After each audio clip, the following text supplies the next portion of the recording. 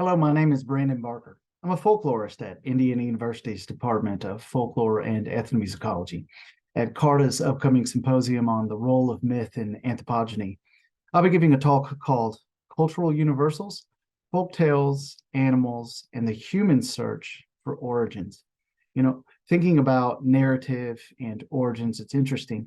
In the 18th, 19th, and the first parts of the 20th century, folklorists were in some ways infatuated with the search for origins. That is to say, we wanted to find the very first versions of the kinds of traditional narratives that we study.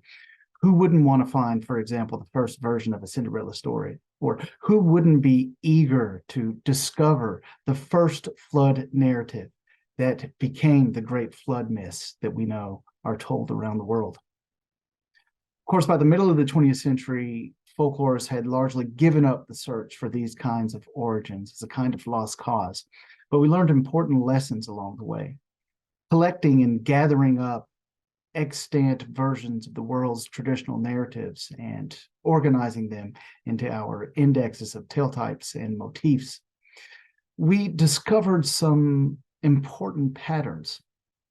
In this particular instance, we discovered that it isn't just folklorists or scientists who are asking questions about origins.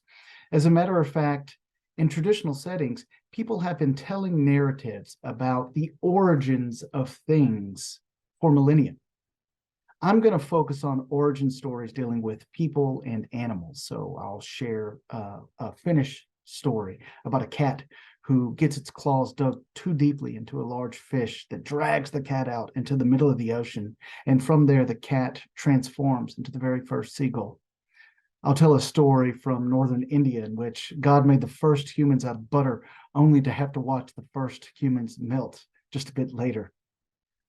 I'll share another story from southwest China in which it turns out humans are simply monkeys who have lost their tails.